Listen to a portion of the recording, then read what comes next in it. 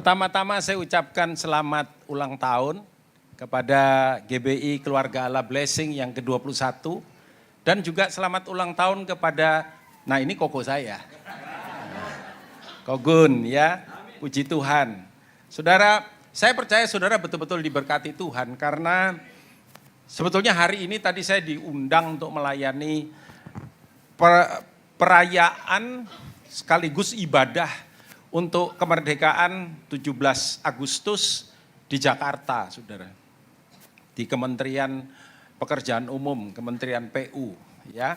Tadi pagi berangkat, kemudian ngatur tiket harusnya jam 3:30 sore itu flightnya.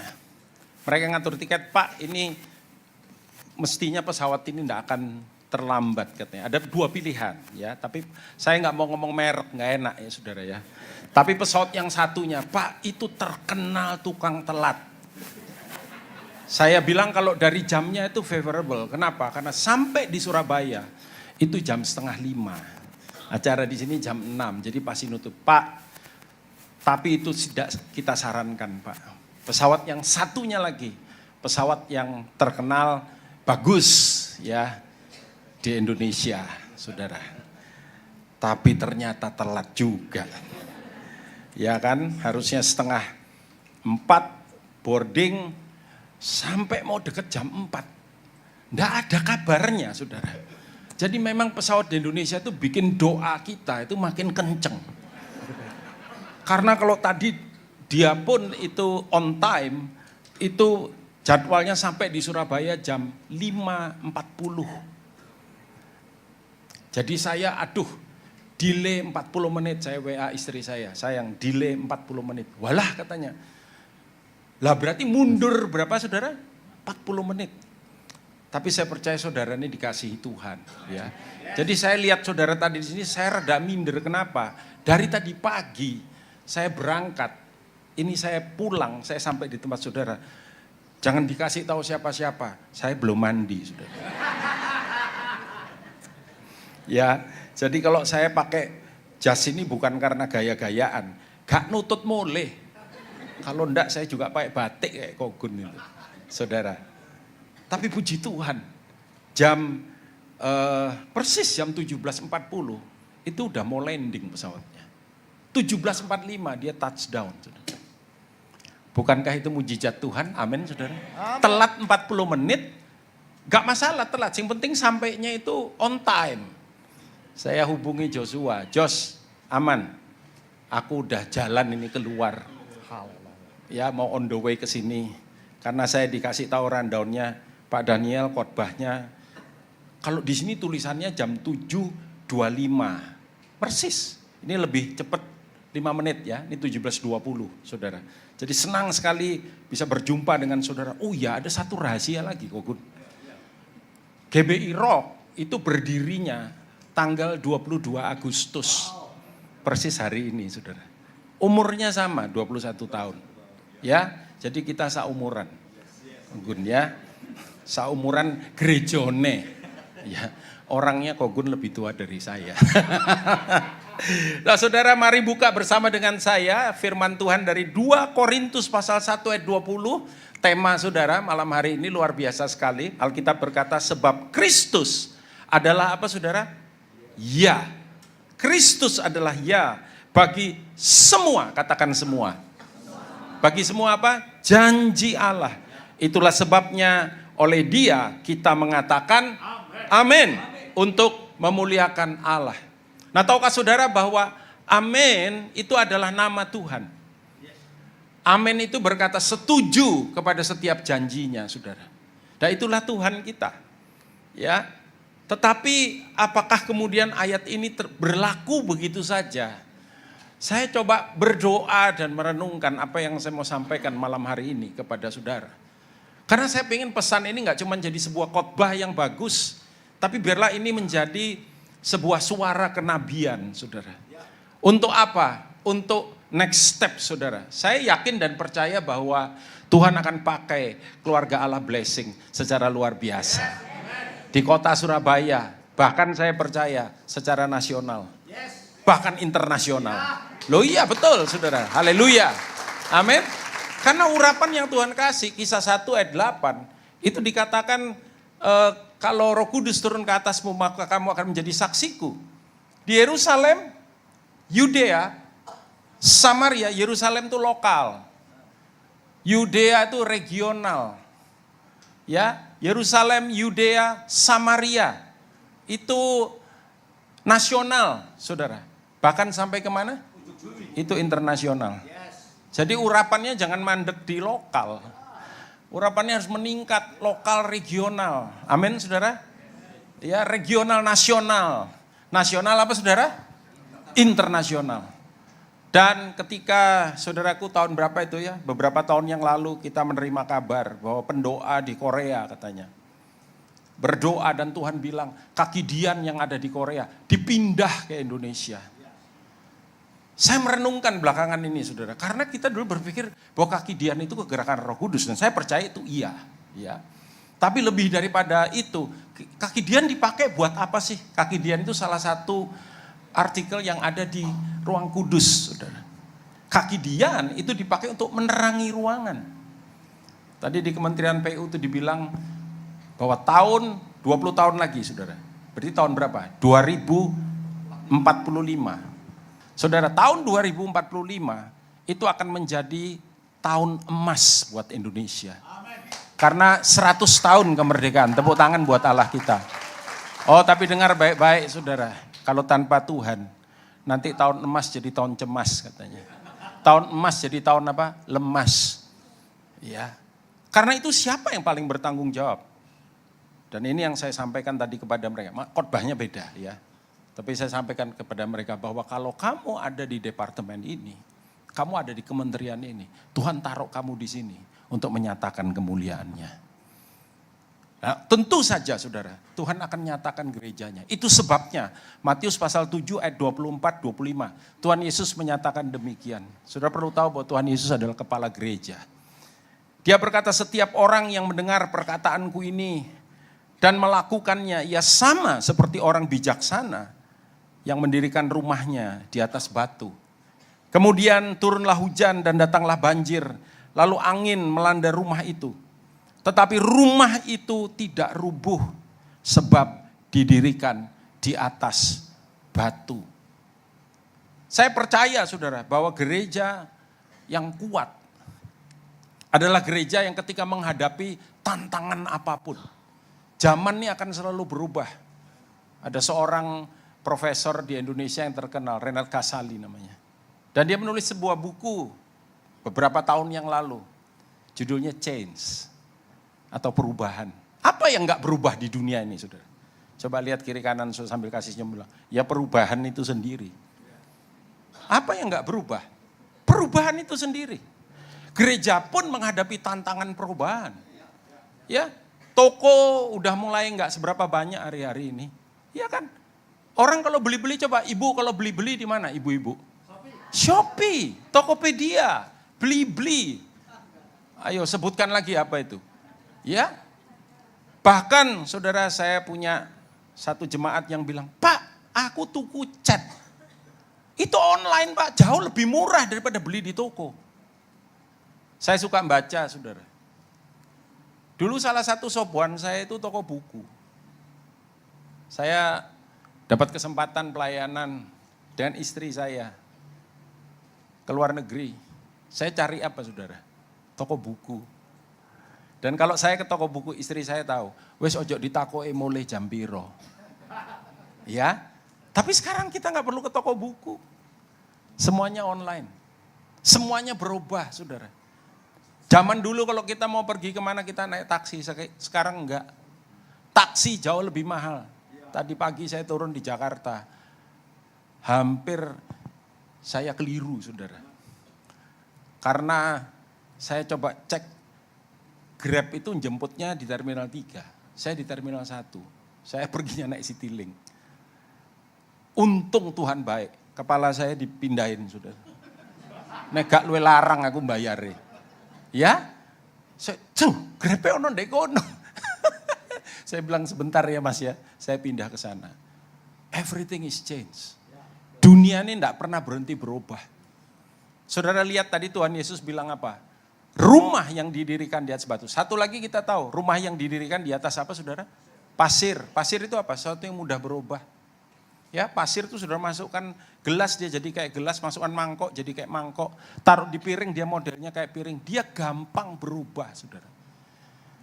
Tapi batu karang, rock gitu. Ya, itu dasar yang kokoh. Saudara lihat, serangan akan datang dari 3 arah. Dari atas, dari tengah, dari bawah. Dari hujan, angin, banjir saudara. Tapi gereja yang kokoh, gereja yang kuat adalah gereja yang tidak terkalahkan. Dan saya percaya gereja yang tidak terkalahkan adalah gereja yang akan terus expand. Karena gereja itu adalah the agent of the kingdom, agen kerajaan sorga. Tuhan cuma punya saudara di atas muka bumi ini. Itu sebabnya mari kita hidup dengan fondasi yang kokoh. Apa tuh fondasi yang kokoh saudara? Yohanes pasal 3 ayat 1 sampai dengan 6. Saya berdoa gereja ini saudara, keluarga Allah Blessing mengalami hal ini. Yohanes pasal 3 ayat 1 sampai 6. Ini percakapan dari Tuhan Yesus dengan seorang Farisi yang kawakan kalau kita boleh bilang. Namanya Nikodemus. Dan Nikodemus minta ketemuan sama Tuhan. Kapan saudara? Enggak kayak kita sekarang. Kita sekarang kalau ketemuan, bro, ketemuan ya. Kapan tuh saya ketemuan dengan salah satu gembala di kota Surabaya. Jam berapa? Jam 2. Awan-awan saudara. Kalau enggak breakfast ya. Atau malam ya. Ini enggak malam. Ini tengah malam ketemunya saudara. Kenapa? Dia melindungi reputasinya. Dia orang Farisi yang datang dari sekte paling elit. Sanhedrin. Dan dia pengen tahu saudara, tentang suatu pesan yang sangat luar biasa dan dia nggak punya itu. Saya yakin satu hari dunia akan datang ke gereja untuk mencari hikmat yang dari Tuhan. Amin saudara. Coba gini, kasih senyum lebih lebar lagi, bilang sama kiri kanan saudara. Tuhan cuma punya kamu, bilang gitu. Iya, Tuhan cuma punya saudara. Ya. Karena itu hiduplah dengan hikmat Tuhan. Yohanes 3 ayat 1 sampai dengan ke-6. Adalah seorang Farisi yang bernama Nikodemus, seorang pemimpin agama Yahudi. Datang pada waktu malam kepada Yesus dan berkata, Rabi, kami tahu bahwa engkau datang sebagai guru. Sekalipun dia cuma lihat Yesus sebagai Rabi aja. Yang diutus Allah. Lalu dia katakan, sebab tidak ada seorang pun yang dapat mengadakan tanda-tanda yang kau adakan itu jika Allah tidak menyertainya. Farisi-farisi yang lain kan enggak begitu saudara. Farisi-farisi yang lain menuduh bahwa mujizat Yesus itu datangnya dari siapa? Dari setan. Tapi dia mengakui. Berapa umur Nikodemus? Perkiraan saya 60-an sekian lah gitu ya. Cukup tua saudara. Dan berapa umur Yesus pada waktu itu? Separohnya. Sekitar 30-an. Tapi yang kalau kita baca di ayat ini, Yesus enggak bilang, kamsya lo cek. Enggak, saudara. Ayatnya yang ketiga berkata, Yesus menjawab katanya. Kan Yesus dipuji ini saudara. Katanya kepadamu, aku berkata kepadamu, sesungguhnya jika seorang, apa saudara? Tidak dilahirkan kembali, ia tidak dapat melihat kerajaan Allah. Kata Nikodemus kepadanya, bagaimanakah mungkin seorang dilahirkan kalau ia sudah tua? Dapatkah ia masuk kembali ke dalam rahim ibunya dan dilahirkan lagi? Jawab Yesus, aku berkata kepadamu sesungguhnya jika seorang tidak dilahirkan dari air dan roh, ia tidak dapat masuk ke dalam kerajaan Allah. Ada 2 hal di situ saudara. Perhatikan, yang pertama melihat kerajaan, yang kedua apa saudara? Masuk dalam kerajaan. Saudara ada di mana sekarang? Nah kita berkata, kalau kita tidak dilahirkan kembali, jangankan masuk, lihat aja nggak bisa saudara. Ya, karena itu pastikan saudara udah lahir baru hari ini saudara. Amin. Jawab Yesus, aku berkata kepadamu sesungguhnya jika seorang tidak dilahirkan dari air dan roh, ia tidak dapat masuk ke dalam kerajaan Allah. Apa yang dilahirkan dari daging adalah daging dan apa yang dilahirkan dari roh adalah roh. Gereja yang kuat adalah gereja yang saya percaya mengalami kerajaan di tengah-tengah mereka, di tengah-tengah keluarga itu. Kerajaan dan gereja itu beda, saudara. Ada yang menyamakan kerajaan Allah dengan, enggak. Gereja itu adalah the agent of the kingdom, agennya gereja itu kalau boleh saya katakan, itu adalah merupakan perwakilan daripada kerajaan Allah di atas muka bumi ini. Rasul Paulus berkata bahwa kita itu adalah ambasador, amin saudara. Siapakah kita? Kita ini duta besar berkuasa penuh kerajaan surga. Saya gak pernah minder ketemu siapapun. Ketemu pejabat juga saya biasa aja. Saya nggak minder saudara. Bukan karena saya sombong, enggak. Karena saya tahu siapa diri saya. Do you know who you are? Ada 3 syarat katanya untuk kita hidup berkemenangan. Nomor 1, kita tahu siapa Allah kita. Nomor 2, kita tahu siapa musuh kita. Supaya saudara nggak salah tembak. Ojo nembak konco dewe, amin saudara. Makanya gereja kalau tembak-tembakan, itu iblis tepuk tangan saudara. Ya. Nomor 3, suruh tahu siapa saudara. Siapa saya? Saya ambasador kerajaan surga. Dan seorang ambasador, saya kasih tahu. Seorang ambasador itu berdiri mewakili kerajaan atau negaranya saudara. Jadi kalau orang ketemu sama saudara, orang kalau ketemu sama Kogun, bukan cuma ketemu sama Bapak Pendeta Joshua ya Kogun. Joshua, iya karena podo-podo Joshua nih. Yohanes, sorry, mohon maaf. Joshua anaknya, bapaknya Yohanes. Mereka bukan cuma ketemu Yohanes Gunawan. Mereka ketemu di ambassador of the kingdom. Ya, perwakilan daripada kerajaan Allah. Itu sebabnya saudara bisa ngusir setan. Amin saudara. Karena ambasador itu punya kekuasaan. Ambasador itu kebal hukum saudara. Di negara di mana dia diutus. Satu kali kita belajar tentang duta besar. Ya, ada pertemuan di Bali. Kita ngundang salah satu anak Tuhan yang jadi duta besar. Duta besarnya Singapura dulu, duta besar Indonesia. Dan dia bilang semua kebutuhan hidup saya itu ditanggung oleh negara yang mengutus saya. Makanya kalau saudara tahu Amerika Serikat, kedutaannya ada di mana saudara? Kalau di Surabaya? Di Citraland, dekat rumah saya saudara. Itu gede. Kenapa? Karena negaranya kaya raya. Nah saya mau nanya sama saudara, seberapa kaya kerajaan surga? Hah? Coba tanya kiri kanan. So gini sak piro sih kerajaan surga. Makanya kita nggak takut pemeliharaannya dalam kehidupan kita. Amin saudara. Haleluya. Syaratnya cuma satu. Gereja yang alami kerajaan harus lahir baru saudara. Dulu saya ngentengkan lahir baru. Kita bertobat lahir baru. Saya dulu ngentengkan. Ternyata sangat penting. Kenapa? Yang punya istilah lahir baru atau istilah yang lain itu new nature, natur baru. Itu cuman kita. Kepercayaan lain gak ada, saudara. Kenapa kita harus dilahirkan baru? Kalau secara teologis dikatakan karena kita ini lahir dengan sifat dosa. Itu iya, betul. Tapi ada yang next yang berikutnya juga lebih penting dari itu. Saudara, nenek moyang saya dulu itu datangnya dari China. Sama dengan sebagian saudara yang di sini. Tapi hari ini kita tidak mengaku kita orang China, kan betul nggak saudara? Suku mungkin keturunan iya. Tapi kalau saya ditanya orang, kamu datang dari mana? Where are you from? Saya nggak bilang China. Enggak, gak ada hubungannya saudara. Ya, ada hamba Tuhan nanya saya, where are you from? Indonesia.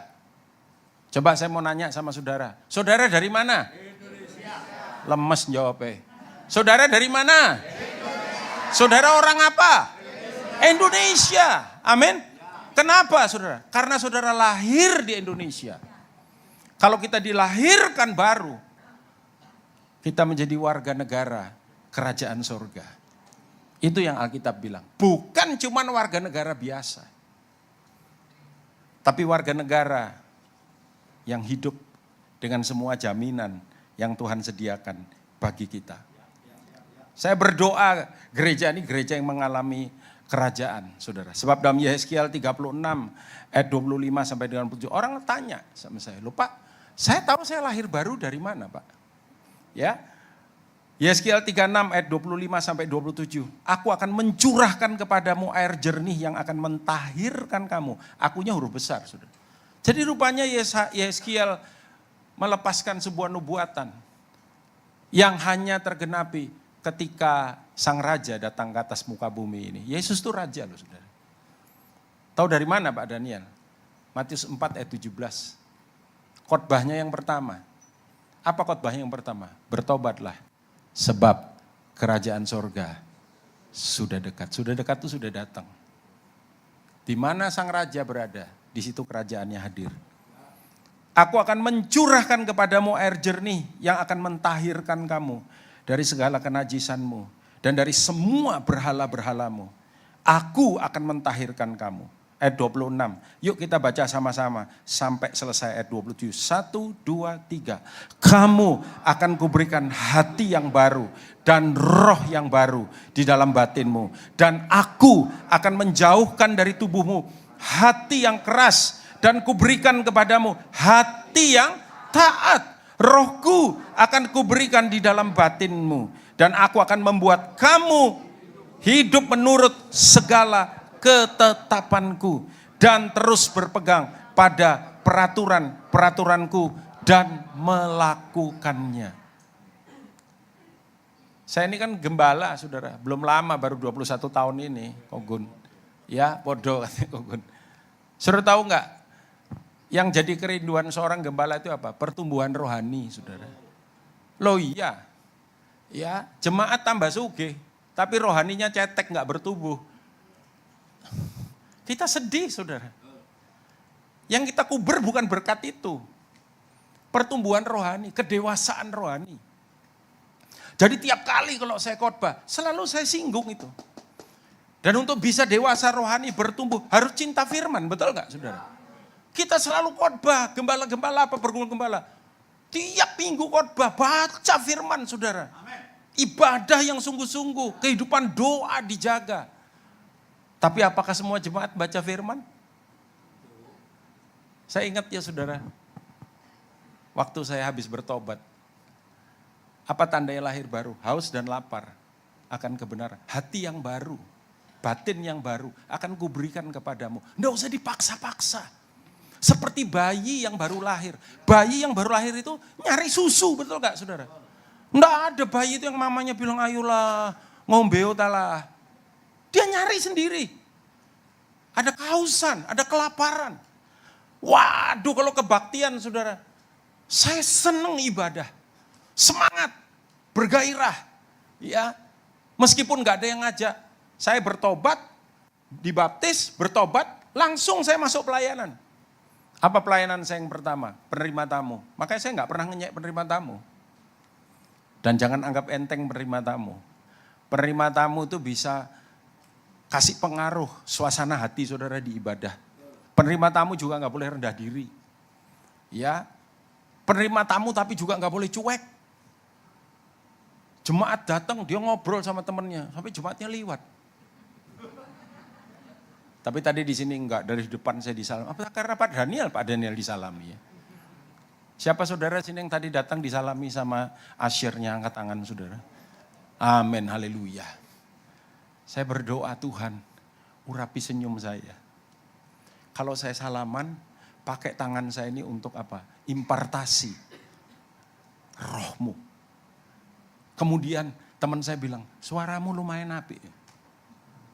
Ayo gabung yuk. Pelayanan apa? Paduan suara. Saya melayani di paduan suara.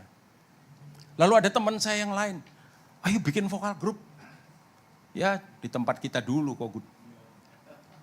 Saya bikin vokal grup, dipercaya jadi singer, jadi song leader. Sampai kemudian menyampaikan firman Tuhan, saudara. Startnya dari mana? Dari kehausan dan kelaparan akan firman Tuhan. Akan ibadah sampai bahasa rohnya lama-lama sande. Kenapa sandenya kok lama ya? Aduh kok gak sande-sande ya? Gak, ini guyon saudara. Tapi betul. Jadi kalau jemaat itu baca Alkitab aja harus disorong-sorong. Dipaksa-paksa sampai diweden-wedeni saudara. Kita ragu-ragu dia lahir baru apa enggak. Karena orang kalau dilahirkan baru dia bayi rohani. Petrus bilang bayi rohani itu akan haus air susu yang murni. Yang rohani. Yang bikin dia bertumbuh saudara. Tapi mungkin ada beberapa saudara yang udah lahir baru. Tapi api saudara mulai padam. Dan Wahyu 3 itu kasih teguran buat gereja. Yang tadinya dipuji Tuhan di depan. Aku tahu kamu sungguh-sungguh. Kamu tidak sabar dengan nabi palsu. Kamu ini, kamu itu. Tetapi namun demikian kata Tuhan. Aku mencela kamu. Karena kamu sudah kehilangan kasihmu yang semula. Ayo kita kembali. Amin saudaraku. Kembali menyala-nyala. Kembali bergairah buat Tuhan. Saya lihat ada banyak orang percaya sekarang. Bahkan memang salah satu yang ngerubah kita itu COVID, saudara. Saya ditanya, Pak, apa ibadah online? Sekalipun ada yang online ya, halo, mungkin karena nggak bisa datang ya. Apakah ibadah online bisa menggantikan ibadah onsite? Saya bilang nggak bisa. Ibadah online itu berguna untuk satu kondisi tertentu. Dulu COVID kita nggak boleh kumpul, ibadah harus tetap jalan, amin saudara. Terus ibadah online.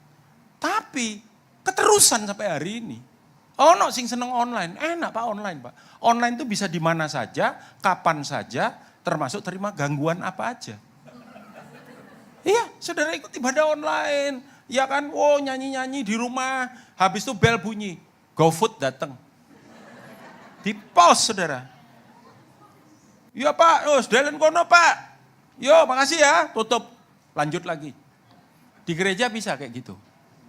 Wah pemimpin pujian kayak tadi bergairah pemimpin pujian. Saudara pause dari sana. Ono telepon melebu. Ya apa? Sak gereja meneng kabeh ngenteni. Dia. Ibadah onsite itu terdedikasi saudara. Waktu saudara ada di sini terdedikasi. Saudara fokus muji Tuhan, fokus nyembah Tuhan, fokus dengarkan firman Tuhan. Amin saudaraku. Saudara nggak bisa main-main di sini. Meskipun satu kali saya khotbah di satu gereja dan saya udah ngespot anak ini saudara.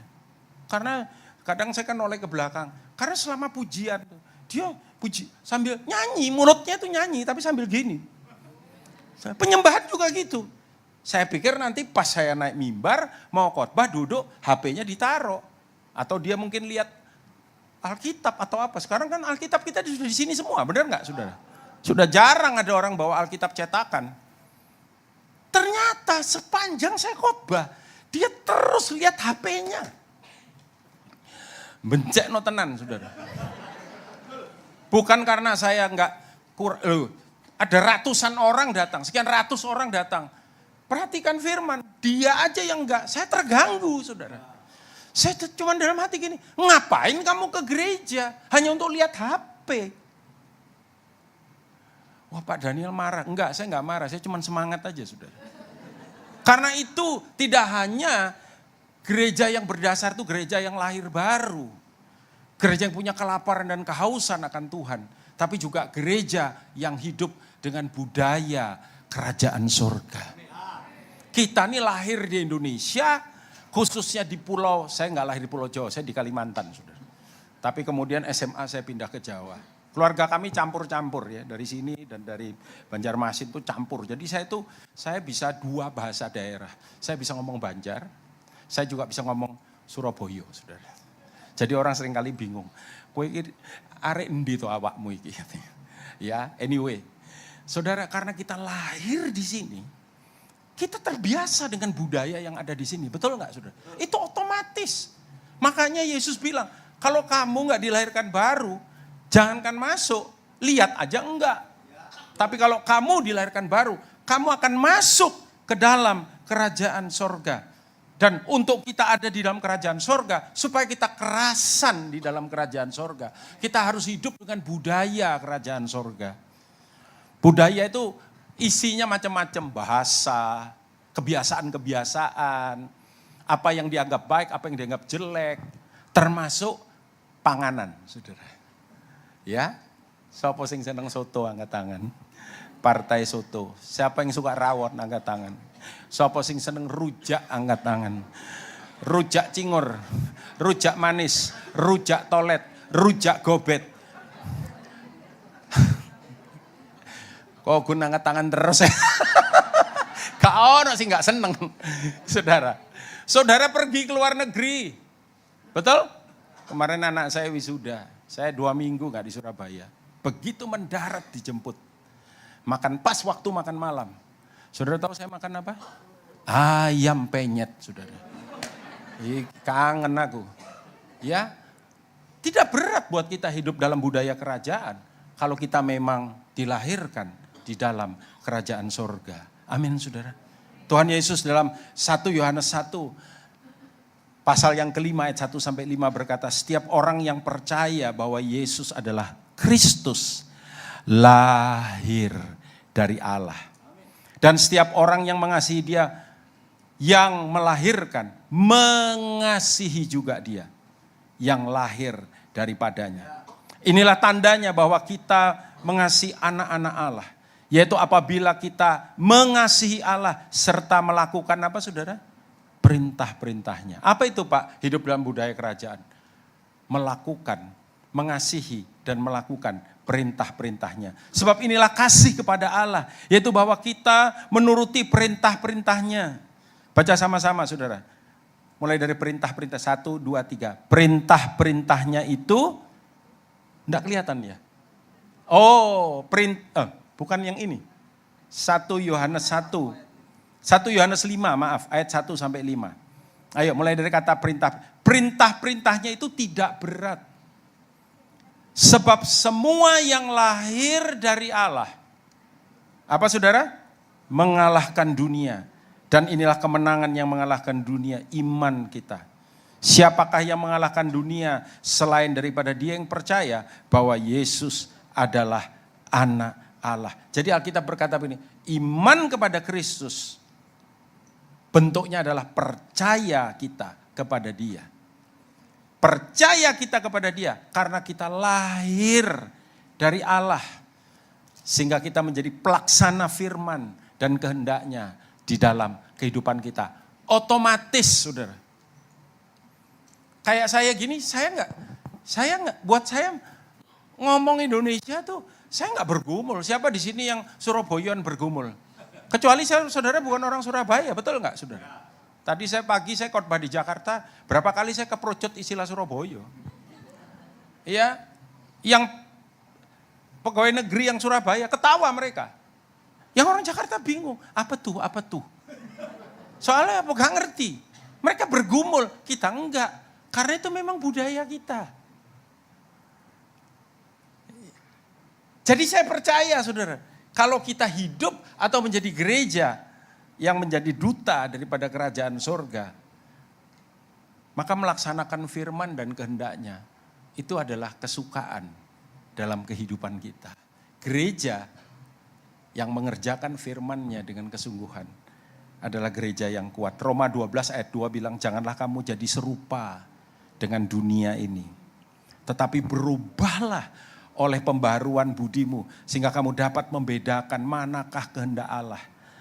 Apa yang baik, yang berkenan kepada Allah, dan yang apa saudara? Sempurna. Janganlah kamu menjadi serupa. Saya bacakan dari terjemahan bahasa Inggris The Message. Bagus sekali saudara. Dibilang jangan menjadi begitu terbiasa dengan budayamu itu. So well adjusted dikatakan to your culture. Dengan budayamu. That you fit into it without even thinking. Sehingga kamu bisa cocok banget dengan. Bahkan tanpa berpikir. Jadi budaya itu sesuatu yang kita lakukan. Bahkan kita tuh gak perlu mikir. Contoh misalkan. Saudara punya budaya nyikat gigi. Tadi pagi saudara sikat gigi? Buktikan. Enggak, ya enggak usah, saudara. Saya mau nanya, tadi pagi saudara sikat gigi sambil mikir? Hah? 2 kali ke kiri, 2 kali ke kanan, sebelah bawah. Oh, gak mari-mari sikat gigi nih. Saudara sikat gigi gak pakai mikir, betul gak saudara? Itu jadi habit, itu jadi budaya dalam diri kita. Kita ngomong juga, kadang-kadang kita gak perlu mikir, itu mengalir aja gitu. Ketika kita bercakap, shalom, apa kabar? Ya apa, gimana sekarang? Wah, ketok langsing ya, padahal dok langsung. Supaya yang diajak ngomong seneng. Mosok sih. Iya loh, ketok langsing loh. Toko tunjungan delok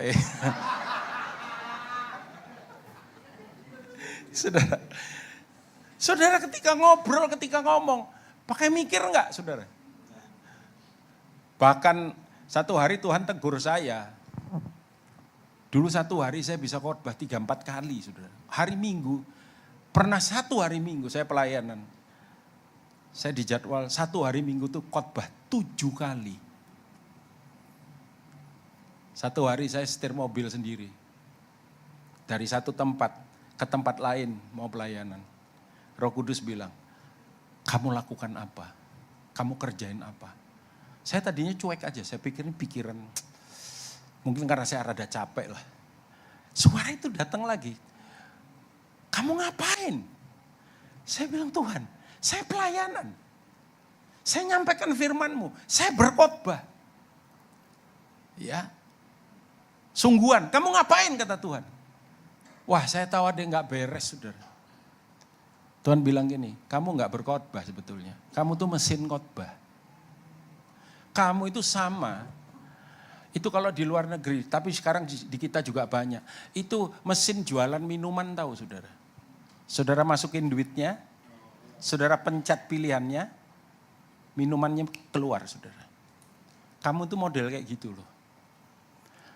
Kamu tuh begitu naik mimbar, shalom saudara apa kabar langsung, pap. Without even thinking. Bahkan kamu gak mikir. Ya. Saking terbiasanya. Dan Tuhan bilang, jangan kayak begitu terutama dengan kultur dunia, budaya dunia. Gereja tuh bisa kejebak ikut-ikutan budaya dunia, saudara.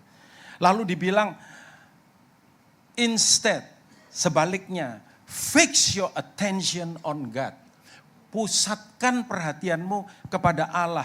Engkau akan diubahkan dari dalam keluar. Bukan dari luar ke dalam. Kalau dari dalam keluar, itu kasih karunia. Kalau dari luar ke dalam, itu hukum. Iya kan? Iya toh? Hukum kan gitu. Dikasih peraturan, dari luar kan, harus dituruti. Iya? Dibikin peraturan, dan peraturan dibuat untuk, loh saudara yang ngomong. Hah? Dulu anak saya, saudara umur masih, dia lihat handphone mau megang, jangan. Makin kita bilang jangan, makin nafsu dia. Lihat kiri kanan, koyo awakmu ya. Coba saudara, kalau saya tantang saudara bikin eksperimen. Coba sediakan 2 pintu, kasih lobang buat ngintip. Yang satu kasih hukum, dilarang ngintip. Yang satu anugerah, ngintip posa karepmu. Saya mau nanya saudara, kira-kira yang narik perhatian yang mana saudara? Lah apa? Oh enggak boleh. Ono apa jerone ya? Kenapa ya kok bisa gitu? Makanya Tuhan di perjanjian lama pakai hukum. Jangan, enggak boleh. Lakukan. Betul enggak saudara? Israel berhasil? Gagal total saudara. Di perjanjian baru. Tuhan kasih anugerah buat kita. Dirubahnya dari dalam. Ngerubah dari dalam tuh kayak apa? Dibilang readily recognize. Siap untuk mengenali apa yang dia inginkan dari engkau. Dan dengan cepat meresponi. Jangan seperti budaya di sekitarmu. Yang terus menarik engkau turun sampai kepada tingkatan ketidakdewasaan. Allah membawa, God brings, ini yang luar biasa. Allah mengeluarkan yang terbaik dari kamu. God bring the best out of you. Dan dikatakan mengembangkan kematangan yang seutuhnya di dalam kamu. Ini ayat luar biasa sekali, saudara. Itu sebabnya mengapa hidup di dalam budaya kerajaan itu sangat. Itulah yang membedakan kita dengan semua orang yang di luar sana. Itulah yang jadi perintah Tuhan Yesus ketika dia berkata, kamu garam. Sebetulnya kamu bukan garam dunia, garam bumi sebetulnya. You are the salt of the earth and the light of the world. Kamu adalah terang dunia. Hendaklah terangmu bercahaya di depan semua, apa saudara? Semua orang. Supaya mereka melihat apa? Perbuatanmu yang baik dan memuliakan Bapakmu yang di sorga. Cuman kita ini, saudara. Tidak nunjukkan budaya kita. Kita ini tidak nunjukkan terang kita. Kita malah ngomong, Tuhan suruh orang lihat kita. Kita suruh orang lihat Tuhan. Jangan lihat saya, Pak. Saya manusia biasa, Bu. Jangan lihat saya, lihat Tuhan. Pernah nggak dengar gitu, saudara? Oh, sering. Sama kita. Jangan lihat saya, Pak. Saya ini manusia biasa. Si ngomong awak mau robokop sopo. Semua manusia biasa. Tapi saudara itu manusia biasa, tapi punya Tuhan yang luar biasa. Sehingga saudara jadi dahsyat. Amin, saudara. Satu kali saya pelayan, MC-nya bilang, beri tepuk tangan, saya perkenalkan hamba Tuhan yang luar biasa. Saya bilang, saya minta maaf ya saudara, saya ini biasa aja. Cuman saya punya Tuhan yang luar biasa. Aku katut. Amin, saudara. Yes. The last but not least, gereja yang kuat adalah gereja yang mengalami kerajaan. Masuk, enggak cuma lihat, tapi masuk ke dalamnya. Dan ketika saudara masuk dalam kerajaan, saudara dapat semua jaminan. Gereja yang kuat adalah gereja yang hidup di dalam budaya kerajaan sorga. Gimana caranya, Pak? Bisa hidup dalam, harus ada pembaharuan pikiran. Do not be conformed to this world. Roma 12 ayat 2 tadi, dalam terjemahan yang lain. But be transformed by the renewing of your mind. Tetapi berubahlah itu metamorfosa. Meta itu tidak kelihatan, form itu perubahan bentuk yang tidak kelihatan. Seperti kepompong, di mana ulat mengalami proses, dirubah jadi apa saudara? Kupu-kupu yang cantik. Cincin saya ini ada gambar kupu-kupunya. Mengingatkan saya, kadang Tuhan proses kita. Saya membaca tentang ulat yang diproses di dalam kepompong. Itu ternyata sebuah proses yang menyakitkan. Coba saya mau nanya jujur, berapa banyak saudara yang hari-hari ini saudara punya pergumulan? Angkat tangan saudara. Saudara lagi diproses supaya ulat jadi apa saudara? Kupu-kupu. Ojo ngomong jadi kepompong. Kepompong itu yang bungkus itu. Dia mengalami proses yang sangat menyakitkan. Dan prosesnya terjadi di dalam kepompong. Nggak ada yang lihat. Ya, kadang-kadang saudara datang ke gereja, haleluya, puji Tuhan. Gimana Pak? Baik Pak, oh baik. Dalam hati saudara bilang gini, saking nggak ngerti pergumulanku. Nggak jadi masalah saudara. Kenapa ulat itu bisa bertahan? Tubuhnya seperti dirombak saudara. Tubuhnya seperti proses. Menurut penelitian itu sangat menyakitkan. Kalau ulat itu bisa ngomong, bisa teriak, dia bakal teriak, aduh sakit tiap hari saudara. Tapi apa yang membuat ulat itu bertahan ada di dalam kepompong itu? Penelitian mengatakan bahwa di dalam dirinya itu ada semacam disk, visi yang ditaruh Tuhan. Sebelum proses itu selesai, dia bisa melihat bagaimana cantiknya nanti dia. Dari binatang yang menjijikkan, menjadi binatang yang cantik. Makanya orang koleksi kupu-kupu kan, betul gak? Saudara pernah lihat orang jualan koleksi ulat?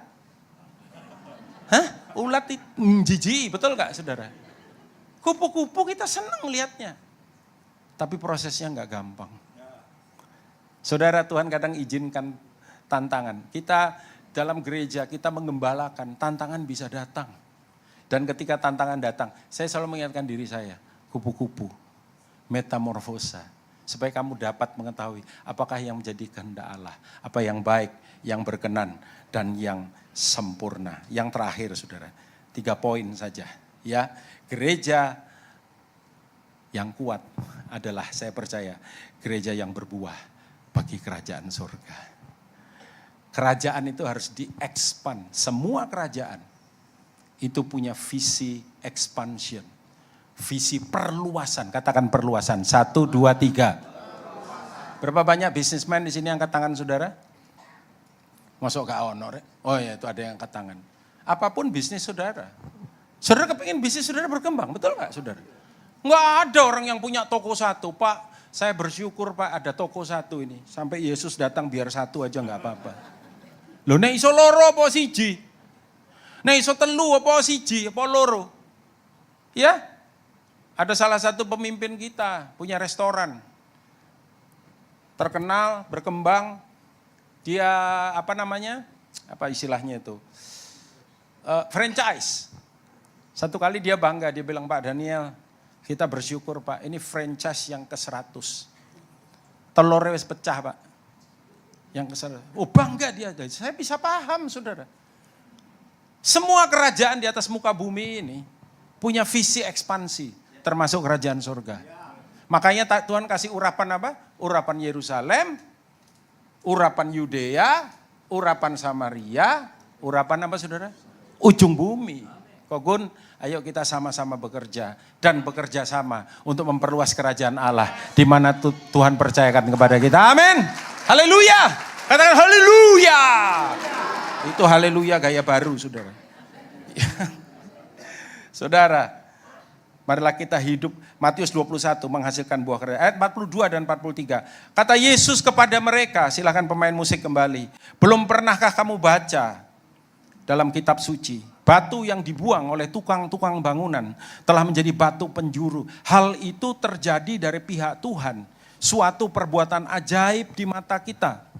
Sebab itu aku berkata kepadamu bahwa kerajaan Allah akan diambil daripadamu dan akan diberikan kepada suatu bangsa. Suatu bangsa yang bagaimana? Suatu bangsa yang akan menghasilkan buah kerajaan itu. Suatu bangsa yang menghasilkan buah kerajaan itu. Dan saya percaya salah satunya bangsa itu, bangsa Indonesia. Amin. Dulu cuma Israel. Dan Yesus bilang, kerajaan itu akan diambil daripadamu dan diberikan kepada bangsa. Bangsa yang bagaimana? Bangsa yang menghasilkan buah. Dengar ya saudara, satu kali saya baca Alkitab. Tuhan Yesus bilang, dahan yang tidak menghasilkan buah akan dipotong. Belum pernah sekeras itu loh Tuhan ngomong. Ya. Dan Tuhan berbicara tentang apa? Keberbuahan. Jadi kalau saya boleh ngomong, Tuhan kita itu pengusaha, saudara. Dan dia pengen melihat semua yang dia invest dalam hidup saudara, itu mengalami keberbuahan. Amin, saudara? Iya. Dan itu yang membuat hidup kita berarti.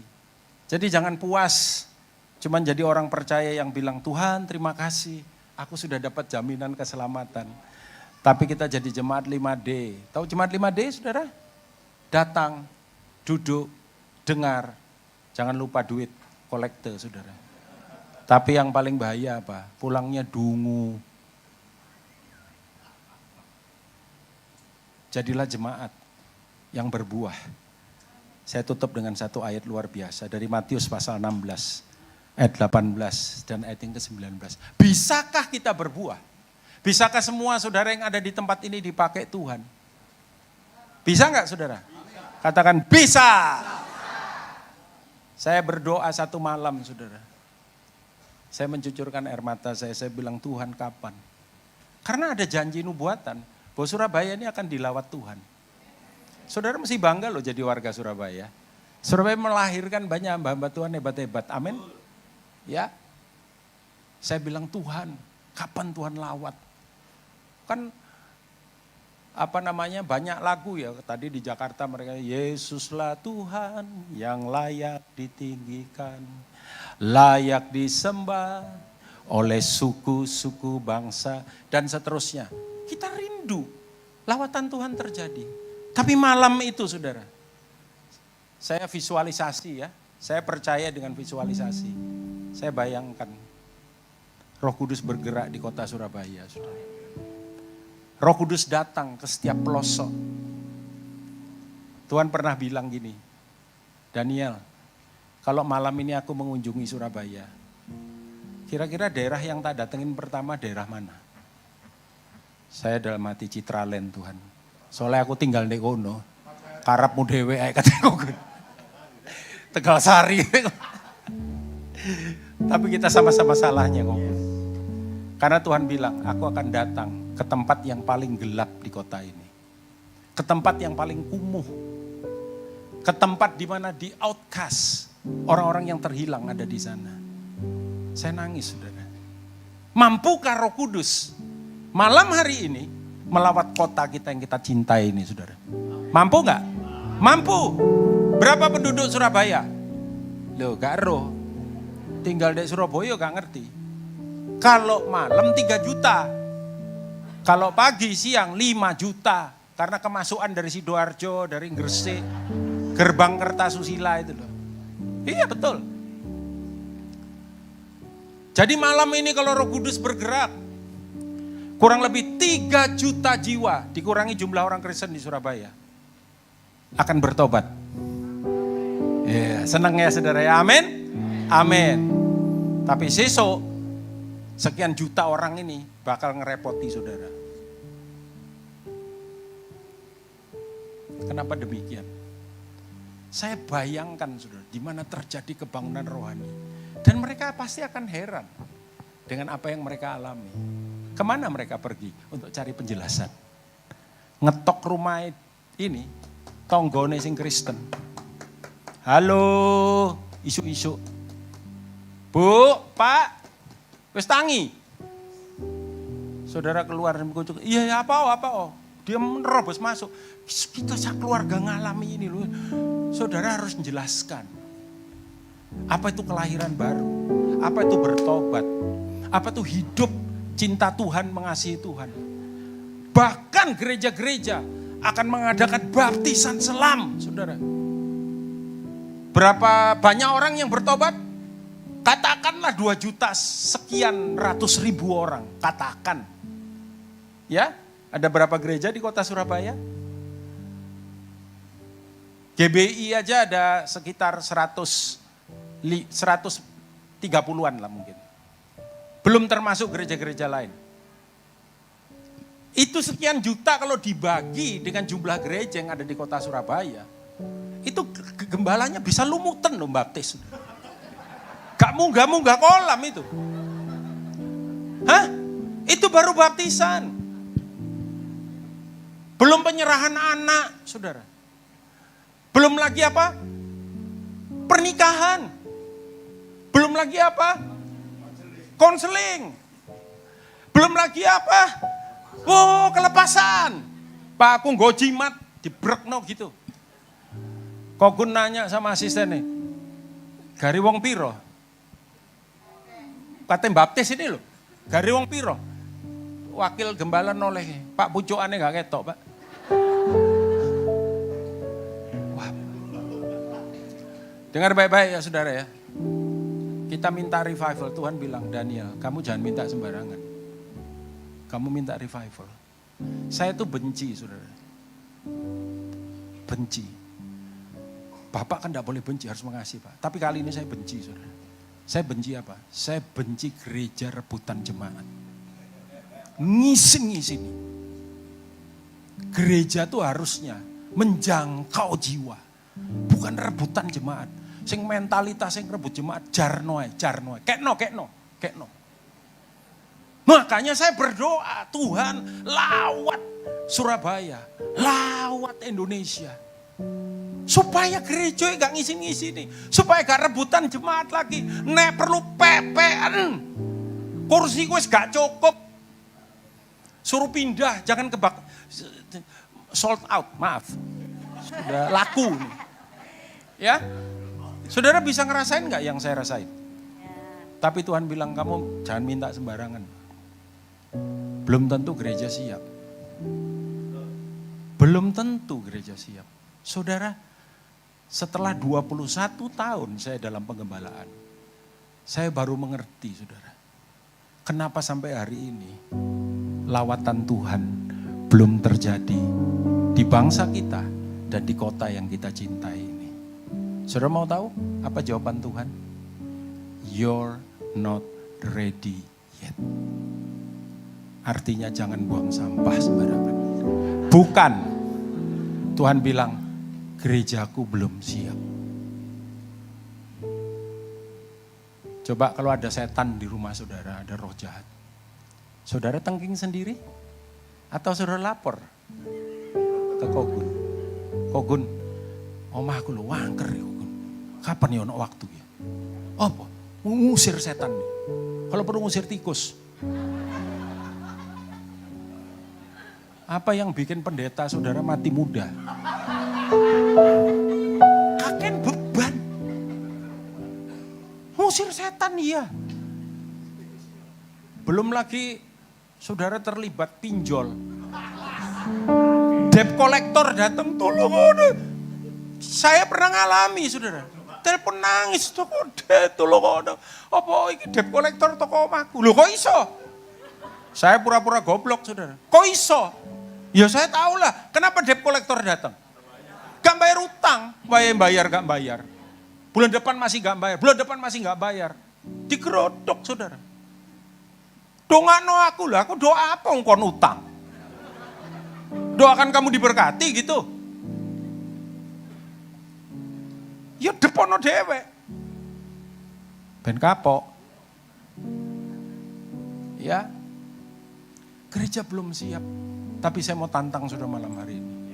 Saudara mau gak siapkan diri saudara? Karena Tuhan gak punya yang lain loh saudara. Sampai kapan Surabaya ini kayak gini saudara? Sampai kapan Indonesia ini kayak gini? Saya tadi ngomong tuh di Jakarta. Saudara, Indonesia emas itu memang cita-cita mulia. Dan bukan cuman itu, saya kasih tahu saudara. Indonesia akan mendapatkan bonus demografi tahun-tahun mendatang ini. Karena Indonesia akan menjadi negara muda. Orang muda terbanyak di seluruh dunia itu ada di Indonesia. Kita mau apakan anak-anak muda kita? Apalagi kalau gereja nggak mau tahu saudara. Dengan next generation-nya. Saya mengawali pelayanan saya dari pelayanan student. Pelayanan, saya dulu ketua kaum muda di gereja. 6 tahun. Sampai hari ini, kalau saya lihat anak-anak muda, hati saya tergerak, saudara. Tanya istri saya. Ya, saya masih bisa bergaul sama mereka. Meskipun kalau Gen Z ya, itu memang sudah rada angel aku. Istilah-istilahnya wangel-angel. Ya kan betul gak? Ya, kalau WA itu kan banyak istilah-istilah yang kita gak ngerti. Gitu loh saudara. Bangkit berdiri. Tanya kiri kanan saudara. Ayo kita persiapkan diri. Ayo kita jadi gereja yang sungguh-sungguh punya lapar haus akan Tuhan. Jadi gereja yang kuat hidup dalam budaya kerajaan. Dan jadi gereja yang menghasilkan buah. Amin saudaraku. Buah apa? Buah jiwa. Nomor 1 karakter. Karakter harus berubah. Bertumbuh secara rohani. Tapi juga buah apa? Buah jiwa. Bagi kemuliaan namanya.